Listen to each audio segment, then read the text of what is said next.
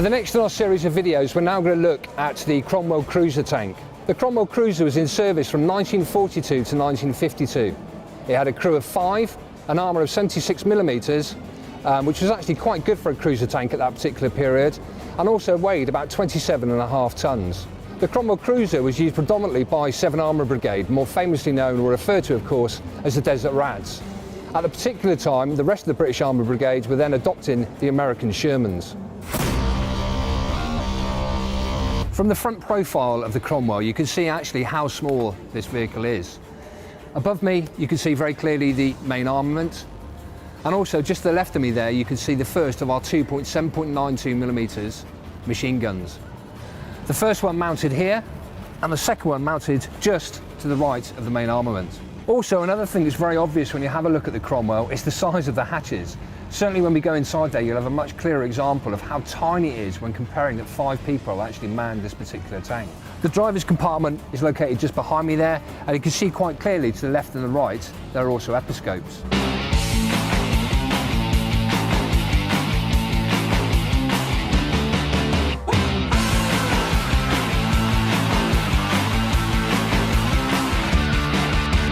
Okay, so now we're on top of the Cromwell. First of all, I want you to get an impression of how small the actual complete size of it is. It's absolutely tiny compared to a lot of tanks that you'll see.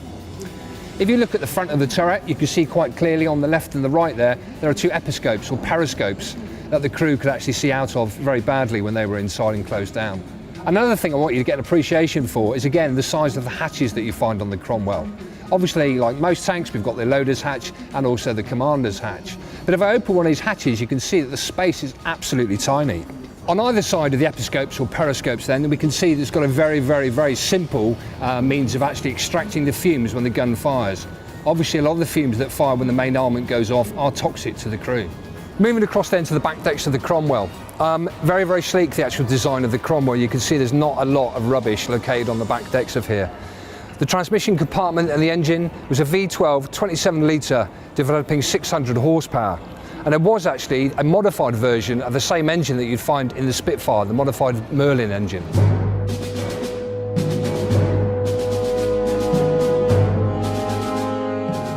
The suspension on the Cromwell was very straightforward. As you can see quite clearly, Christie suspension, obviously with no top rollers, and also 5 sets of road wheels located on each side. Each one of these road wheels is secured by means of a locking nut. To the rear of the Cromwell, then of course you've got the sprocket wheel.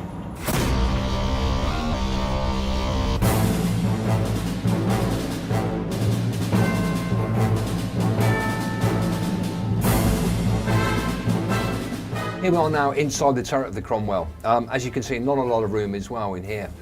A few things, major things to point out. Firstly, we can see in a really nice condition the original radio set. This was the wireless set number 19. Underneath there, storage container which contained the periscopes or the prism. If we move across, you can see there are numerous storage compartments which contain ammunition. One just to my front right, and also I'm sat on one at the moment. The breech mechanism opening device, located just here, and also the breech itself. Just to the left of the breech there, you can see the stock or the butt of the machine gun. We've got a brow pad for the sight, located directly underneath it. Just to the left of that, you can see one of the episcopes or periscopes. And directly beneath that, you can see the Traverse gearbox.